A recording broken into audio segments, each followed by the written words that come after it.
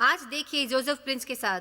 परमेश्वर चाहते हैं कि आप विश्राम पाएं। अगर आप परमेश्वर के सब आशीषों की ओर देखें तो प्रभु विश्राम को सर्वोत्तम मानते हैं, क्योंकि जब यीशु कहते हैं कि ऐ मेहनत करने वालों और बोझ से दबे लोगों मेरे पास आओ, सभी आशीषों से छोड़कर वो कहते हैं कि मैं तुम्हें विश्राम दूंगा। मसीह आया है हमें देने के लिए विश्राम। तो हम नूह के जीवन की ओर देखते हैं। नूह का इब्री में मतलब है विश्राम, उसके नाम का मतलब है विश्राम। क्या ये शानदार नहीं है कि बाइबल में अनुग्रह का पहला जिक्र जहां लिखा है कि नूह ने परमेश्वर के दृष्टि में अनुग्रह पाया, विश्राम में अनुग्रह पाया परमेश्वर की दृष्टि में। यदि आप परमेश्वर की दृष्टि में अनुग्रह पाना चाहते हैं तो आपको विश्रामित पुरुष या स्त्री होना पड़ेगा। आमीन। प्रभु ने कहा दाऊद मेरे लिए मंदिर नहीं बना सकता, क्योंकि दाऊद जंग का व्यक्ति है, जंग का। अगर आप अंदरूनी उलझनों से भरे हैं, अगर आप तनाव से भरे हैं, तो आप प्रभु के लिए घर नहीं बना सकते। प्रभु कहते हैं तुम्हारा बेटा सुलेमान मेरे लिए भवन बनाएगा। सुलेमान का मतलब है विश्राम, शांति।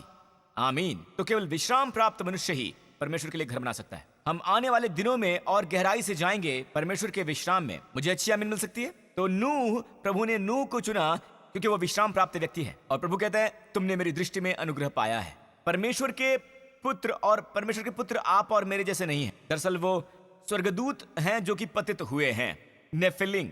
ऑलराइट, स्वर्गदूत जो वो सन की जो स्वर्गदूतों के समूह से निकल कर आए, वो पतित स्वर्गदूत स्त्री के साथ, उनका एक ही मात्र मकसद था कि वो उस वंश को भ्रष्ट करें जिससे मसीह आएगा, उद्धारकर्ता, सर्प विनाशक आएगा। क्योंकि शैतान ने अदन में वो भविष्यवाणी सुनी थी कि वो तेरा सिर कुचलेगा और तू उसकी एड़ी को डसेगा। और तब से शैतान ने उस वंश को प्रदूषित करने की कोशिश की जो स्त्री से पैदा होगा।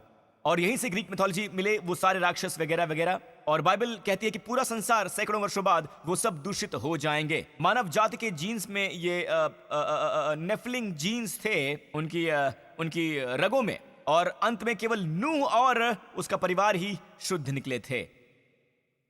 तो प्रभु ने मनुष्य जाति को बचाने का फैसला किया। तो प्रभु ने उन्हें संरक्षित रखा एक जहाज में जिसका नाम था नूह का जहाज। हालेलुया। मैं नूह के जहाज के बारे में साझा करना चाहता हूं। हालेलुया। और ये कि कैसे नूह का जहाज हमारे प्रभु यीशु मसीह का चित्र है, मसीह का। हालेलुया। यहां ऊपर देखें उत्पत्ति 6। और परमेश्वर ने पृथ्वी पर जो दृष्टि की तो देखा कि वो बिगड़ी हुई है, क्योंकि सभी प्राणियों ने पृथ्वी पर अपनी अपनी चाल चलन बिगाड़ ली थी। हर तरह की गड़बड़ी सभी प्राणियों ने इस पृथ्वी के। तब प्रभु ने नूह से कहा सब प्राणियों के अंत करने का प्रश्न मेरे सामने आ गया है, क्योंकि उनके कारण पृथ्वी उपद्रव से भर गई है। इसलिए मैं उन्हें पृथ्वी समेत नाश कर डालूंगा। इसलिए तू गोपेर वृक्ष की लकड़ी का जहाज बना, उसमें कोठरियां बना। कोठरियां, कहिए कोठरियां। कारण कि हम कोठरियों को अंडरलाइन कर रहे हैं क्योंकि इब्री में वहां वो शब्द कोठरियां नहीं है। ये शब्द वहां नहीं है। ये शब्द है वहां घोंसला, कैन। और सचमुच इब्री में लिखा है कैन, यानी कि घोंसला। घोंसला। परमेश्वर ने घोंसला क्यों कहा? क्योंकि मेरे दोस्तों, आप हिल्टन होटल में एक कमरा किराए पर ले सकते हैं और उसके मालिक से आपका कोई व्यक्तिगत संबंध नहीं होगा या उसके मैनेजर से।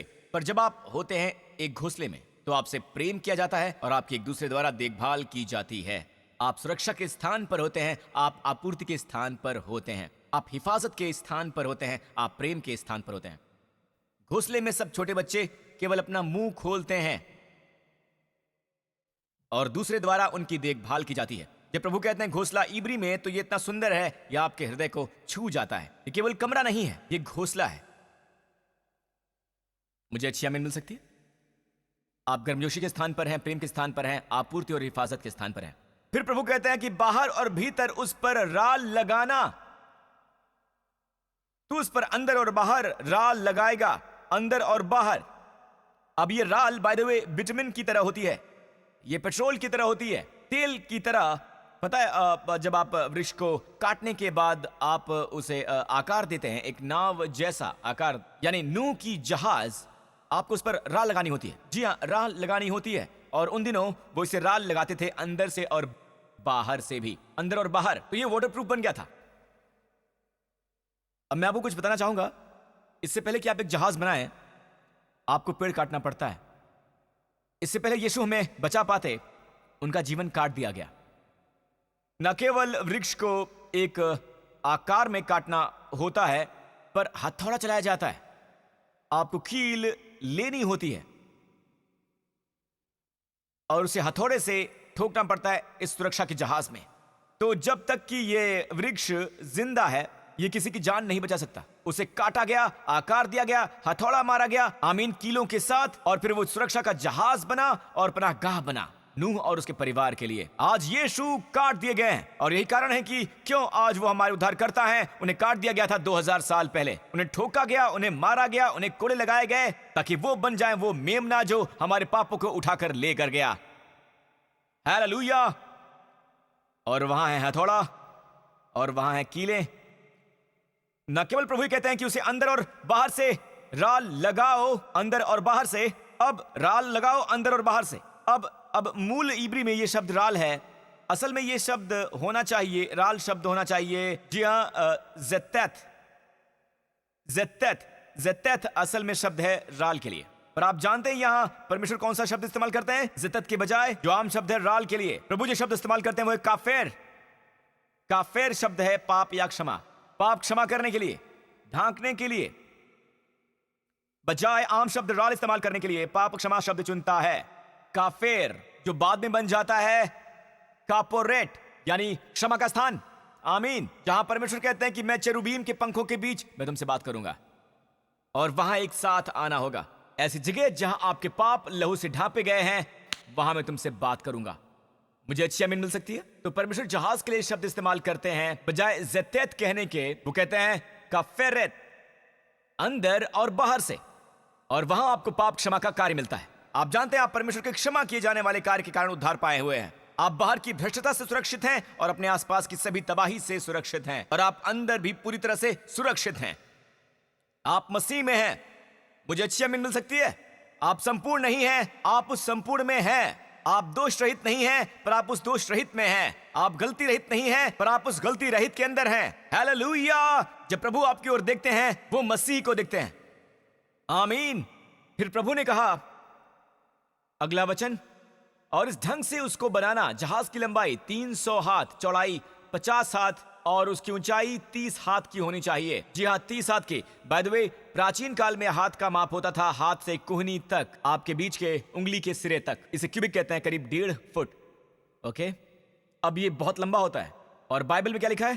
300 हाथ। बाय द वे, आधुनिक माप के अनुसार ये होता है 450 फुट लंबा। बाय द वे, ये ऐसा ही लगता है। वापस आते हैं शास्त्र वचन पर। जहाज में एक खिड़की बनाना, इसके एक हाथ ऊपर से उसकी छत बनाना। अब ये खिड़की एक खिड़की नहीं है। एक खिड़की से वेंटिलेशन वाकई बहुत ही खराब हो जाती होगी।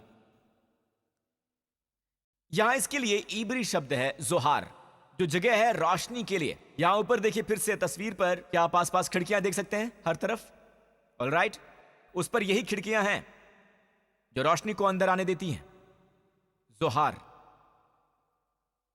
अब परमेश्वर नहीं चाहते हैं कि आप एक तरफ की खिड़की देखें। प्रभु नहीं चाहते हैं कि उनके लोग देखें वो सारी तबाही और वो सारी भ्रष्टता, वो प्रदूषण। वो नहीं चाहते हैं कि नूह और उसका परिवार लोगों के उस ठट्ठे को सुने। नूह ने सूखी जमीन पर नाव का निर्माण किया। प्रभु ने कहा एक तरफ कोई खिड़की नहीं होगी, खिड़कियां सब ऊपर होंगी। तो जब लोग वहां आसपास मर रहे थे, हर तरफ बस दंडाज्ञा थी। वो नहीं चाहते हैं कि आपकी आंखें दंडाज्ञा पर हों।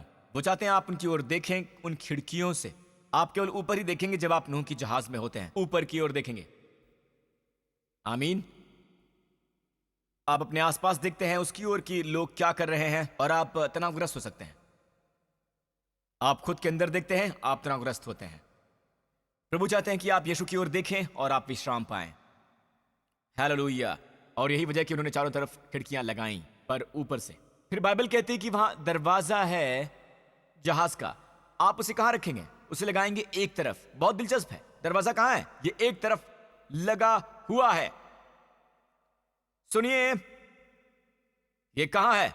एक किनारे पर सिर्फ एक दरवाजा, सिर्फ एक दरवाजा एक तरफ है। ये बहुत दिलचस्प है, क्योंकि यदि पवित्र आत्मा मसीह का हवाला दे रहा है, ऑलराइट, इन सब परछाइयों में, ऑलराइट, वो निश्चय ही हमसे कुछ कह रहा है। क्रूस पर क्या हुआ था? जब मसीह क्रूस पर लटके वो मर गए थे। यूहन्ना 19 में बाइबल में लिखा है, परंतु जब यीशु के पास आकर देखा कि वो मर चुका है, सिपाहियों में से एक ने बर्छे से उसका पंजर बेधा। नूह की जहाज में एक दरवाजा था, उसने यीशु का पंजर बेंधा और उसमें से तुरंत लहू और पानी निकला।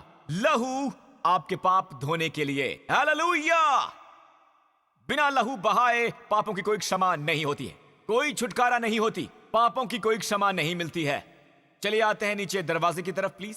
उत्पत्ति 7 में, और जो गए वो परमेश्वर की आज्ञा के अनुसार सब जाति के प्राणियों में से नर और मादा गए। तब यहोवा ने उसका द्वार बंद कर दिया। यहोवा ने द्वार बंद कर दिया। यहोवा ने नूह और उसके परिवार को अंदर बंद कर दिया। यहां मिलती है हमें पूरी और संपूर्ण सुरक्षा। अगर यहोवा आपको बंद करते हैं सुरक्षा में, तो आप सुरक्षा में अंदर बंद हैं। क्योंकि अगर परमेश्वर बंद करते हैं तो कौन खोल सकता है? कोई दुश्मन नहीं, कोई शत्रु नहीं, चाहे वो मानव हो, स्वर्गदूत हो या शैतान हो, दरवाजा नहीं खोल सकते जब प्रभु से बंद कर देते हैं। आप सुरक्षा में बंद कर दिए जाते हैं, आप संरक्षण में बंद कर दिए जाते हैं, आप उनकी सुरक्षा में बंद कर दिए जाते हैं।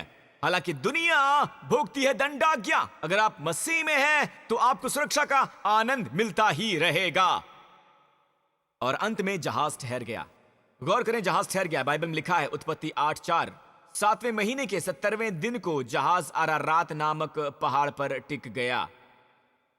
अब यह दिलचस्प है, क्या वाकई हमारे लिए महत्वपूर्ण है कि महीने के कौन से दिन यह टिका और किस पर्वत पर? हां, अगर आपको पता हो कि इन सब डिटेल्स के पीछे पवित्र आत्मा है। 7वें महीने के 70वें दिन को, 7वें महीने के उत्पत्ति का समय था निशान का महीना। आज ये काफी अलग है, ऑलराइट, पर ये बन गया। 7वां महीना बन गया पहला महीना। फसह के आरंभ के साथ, यानी पेसेच, 7वां महीना बन गया था पहला महीना।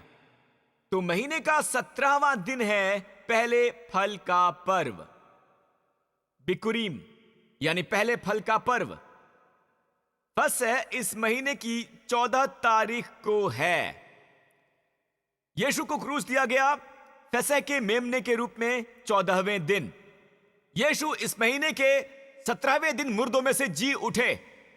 हालेलुया। तो तथ्य यह है कि नूह का जहाज एक बिल्कुल नए दुनिया में टिका, जहां दंडाज्ञा गुजर चुकी है। अब और दंडाज्ञा नहीं होगी, बिल्कुल नहीं। और इस नई दुनिया में जहाज ठीक उसी दिन टिका जब यीशु मसीह मुर्दों में से जी उठा। मुर्दों में से जी उठा। यीशु यानी मसीहा मुर्दों में से जी उठा। और इसलिए पवित्र आत्मा ने वहां पर यह तारीख लिखी हुई है। हालेलुया। कहां? अरारात के पर्वत पर। हमारे प्रभु आज कहां हैं? पिता के दाहिने हाथ पर, हमारे महायाजक के रूप में। हमारा कोहेन गदोल। प्राचीन इजराइल में इससे कोई फर्क नहीं पड़ता था कि लोग कितने बुरे थे। महायाजक नेक है तो प्रभु पूरी जाति को स्वीकार करते थे। अगर जाति अच्छी हो, महायाजक बुरा हो, तो वाचा के तंबूक में मर जाता है। तो परमेश्वर पूरी जाति को ही नकार देते हैं। आज पिता के दाहिने हाथ पर हमारा महायाजक है। पहाड़ों पर है वो। पहाड़ एक ऊंचे स्थान होते हैं, जैसे अरारात का ऊंचा स्थान। बाइबल में कोई भी गैर जरूरी डिटेल्स नहीं है। अरारात इब्री में अरार मतलब श्राप, अरारात का मतलब है श्राप, पलट दिया गया। Hallelujah, hallelujah. यीशु हम सबको एक ऐसे मुकाम पर निकाल कर लाए हैं जहां हमारे जीवन का श्राप पलट दिया गया है। डॉक्टर कई बार कहते हैं कि हम इस प्रक्रिया को समझ नहीं पाते हैं। दादों परदादों को यह रोग होता है, माता पिता को यह रोग है, बच्चे को भी अब रोग है। उनके लिए यह मेडिकल कंडीशन जीन्स में ही है। प्रभु के अनुसार बाइबल में लिखा है यह एक श्राप है। पर प्रभु की स्तुति हो, क्योंकि ये जो मसीह में है, आप इस बात का दावा कर सकते हैं कि श्राप पलट दिया गया है। अरारात पलट दिया गया है। जब नूह ने दरवाजा खोला, नूह और उसका परिवार बाहर आए, उस दंडाज्ञा रहित तो भूमि पर सारी दंडाज्ञा गुजर गई। बाहर आओ मेरी प्रिय, दंडाज्ञा गुजर गई है। वर्षा चली गई है। कबूतर की आवाज सुनी जा रही है। अब उतरो। फिर प्रभु ने नूह से कहा। नूह ने जब परमेश्वर को होम बलि चढ़ाई, परमेश्वर ने मधुर सुगंधित बलि को सूंघा। और प्रभु कहते हैं कि अब मैं धरती को कभी भी जल प्रलय की आज्ञा नहीं दूंगा। तो आप ये सब हॉलीवुड मूवीज देखते हैं, आपने देखा कि उल्का पिंड टकराया और पूरी धरती जल प्रलय से भर गई। ऑलराइट, फिक्र मत कीजिए, ये कभी नहीं होगा। परमेश्वर ने नूह से प्रतिज्ञा की थी कि मैं कभी भी जल प्रलय नहीं लाऊंगा। प्रभु ने कहा कि ये इंद्रधनुष, नीचे जाइए, उत्पत्ति 9। फिर प्रभु ने कहा कि जो वाचा मैं तुम्हारे साथ और जितने तुम्हारे प्राणी तुम्हारे संग हैं, उन सबके साथ भी युग युग की पीढ़ियों के लिए बांधता हूं। उसका यह चिन्ह है कि मैंने बादल में अपना धनुष रखा है, वो मेरे और पृथ्वी के बीच में वाचा का चिन्ह होगा। जब धनुष देखा जाता है, वचन 15, तब मेरी जो वाचा तुम्हारे और सब जीवित शरीरधारी प्राणियों के साथ बांधी है, वो इंद्रधनुष बादलों में होगा, और ऐसा जल प्रलय फिर कभी ना होगा, और जीवित शरीरधारी प्राणी हमेशा जीवित रहेंगे। आमीन। हालांकि बहुत कुछ सुंदर होता है। यशायाह 53 में यह मसीह के दुख उठाने की बात करता है। इज़राइल के मसीह का दुख भोग, वो हमारे अपराधों के कारण घायल हुआ, वो हमारे पापों के लिए कुचला गया। हमारे शालोम की ताड़ना उस पर पड़ेगी, और उसके कोड़े खाने से हम चंगे हुए, हम सब चंगे हुए। यशायाह 53। और आप जानते हैं क्या अगले अध्याय में लिखा है? मसीह के दुख भोगने के कारण हमारी वजह से। यशायाह 54 अगले अध्याय में लिखा है, ये मेरी दृष्टि में नूह के समय के जल प्रलय के समान है। प्रभु ने कहा, क्योंकि जैसे मैंने शपथ खाई थी कि नूह के समय के जल प्रलय से फिर पृथ्वी न डूबेगी, वैसे ही मैंने ये शपथ खाई है कि फिर कभी तुझ पर क्रोध न करूंगा और न ही तुझको धमकी दूंगा। चाहे पहाड़ हट जाएं और पहाड़ियां टल जाएं, तो भी मेरी करुणा तुझ पर से कभी ना हटेगी, और ना ही कभी भी मेरी शांतिदायक वाचा टलेगी। यहोवा जो तुझ पर दया करता है, उसका यही वचन है। यशायाह 54 आता है यशायाह 53 के बाद। यशायाह 53 वर्णन है मसीह के दुख भोग का, यानी हमारी ओर से यीशु का दुख भोग। क्योंकि हमारी सारी प्रताड़ना को दंड मिला है, आपको स्वयं को दंडित करने की जरूरत नहीं है, बिल्कुल भी नहीं। उसे मारा गया ताकि आपको स्वयं को ना मारना पड़े। उसे दंडित किया गया ताकि आप कभी भी दोबारा दंडित ना हो। आमीन। प्रभु कहते हैं, जो यीशु ने क्रूस पर किया वो मेरे लिए नूह का जल प्रलय जैसा था, और मैंने कसम खाई है कि मैं पृथ्वी पर फिर कभी जल प्रलय नहीं लाऊंगा, और मैं कसम खाता हूं कि मैं आप पर नाराज नहीं होऊंगा और ना ही दंडित करूंगा। अगर आप विश्वास करते हैं मसीह में कि उद्धारकर्ता के रूप में उनकी मृत्यु की आपकी जगह उनका किया हुआ कार्य आपके लिए है, आपकी वजह से आप इस पर विश्वास करते हैं, परमेश्वर कहते हैं कि मैं कभी तुमसे नाराज नहीं होऊंगा। क्यों? क्योंकि क्रूस पर मसीह ने आपके सारे दंड अपने ऊपर ले लिए हैं, जब तक कि वो चिल्लाए नहीं कि पूरा हुआ। प्रभु आपसे फिर कभी नाराज नहीं होंगे। उन्हें शपथ ली कि वो कभी आपसे क्रोधित नहीं होंगे। यही आपको सावधान रहना होगा चर्च। जब आप शिक्षा और प्रचार सुनते हैं, कुछ लोग आपको महसूस कराते हैं जैसे परमेश्वर आपसे नाराज है, आपसे क्रोधित हैं। वो नई वाचा का प्रचार नहीं करते हैं, वो उस नई जमीन का प्रचार नहीं कर रहे हैं जिस पर परमेश्वर हमें लाए हैं। वो अब भी पुरानी वाचा का प्रचार कर रहे हैं। क्या आप सुन रहे हैं? प्रभु ने शपथ ली है, तो मैंने भी शपथ ली है कि मैं तुमसे क्रोधित नहीं होऊंगा। प्रभु ने अपना हाथ उठाया। आप जानते हो उन्हें शपथ लेने की आवश्यकता नहीं है। क्या आप नहीं सुन रहे हैं? प्रभु को शपथ की आवश्यकता नहीं है। जब प्रभु शपथ लेते हैं तो ये एक दोहरी पक्की गारंटी हो जाती है। चाहे आप समझे ना समझे, आपसे प्रेम किया गया है परमेश्वर के द्वारा। प्रभु आपसे प्रेम करते हैं बहुत ज्यादा, और कहते हैं कि मुझे परवाह नहीं कि तुम्हारे सामने कौन कौन सी समस्याएं हैं। वो कहते हैं सारी समस्याएं पर्वतों की तरह हैं, वो सब चली जाएंगी। पहाड़ हट जाएंगे, पहाड़ियां टल जाएंगी, पर मेरी करुणा, इब्री में मेरी हेसेड। आप जानते हैं बाइबल कहती है कि प्रभु का क्रोध बस एक क्षण के लिए ही होता है। परमेश्वर का हेसेड, अनुग्रह हमेशा के लिए बना रहता है। उनका हेसेड हर सुबह नया हो जाता है, उनकी दया नई हो जाती है। आप जानते हैं वो हर सुबह नई क्यों हो जाती है? क्योंकि हम हर दिन असफल होते हैं। प्रभु की स्तुति हो, उनकी दया हर सुबह नई होती है। आमीन। और जब आप उस पर विश्वास करते हैं और प्रभु कहते हैं, जब तुम ये समझ लो कि मेरी दया तुमसे ना हटेगी, पता है क्या होगा? आपको क्या मिलेगा? आपको मिलेगा शालोम। शालोम इब्री में न केवल शांति है, यह है सेहतमंदी, संपूर्णता, पूर्णता। आपके पर्वत टिक नहीं पाएंगे यदि आप परमेश्वर की दया के उस अवस्था से प्रभावित नहीं हैं। आप विश्वास करते हैं प्रभु आप पर दयालु हैं, आप विश्वास करते हैं आप मसीह में हैं, और आप ये भी विश्वास करते हैं कि प्रभु आप पर कभी क्रोधित नहीं होंगे। आप जानते हैं आपके साथ क्या होता है? आपके पर्वत चले जाएंगे, आप वहीं रहेंगे। अफसोस कई मसीहियों के लिए और ज्यादातर विश्वासियों के लिए, वो परमेश्वर के दया के स्थान से चले जाते हैं। उन्हें विश्वास नहीं कि प्रभु दयावान है, इसलिए उनके पर्वत कायम रहते हैं। प्रभु कहते हैं मुझ पर विश्वास रखो, मेरी दया कभी नहीं जाएगी और तुम्हारे पर्वत चले जाएंगे। आमीन। प्रभु की स्तुति हो। हालेलुया।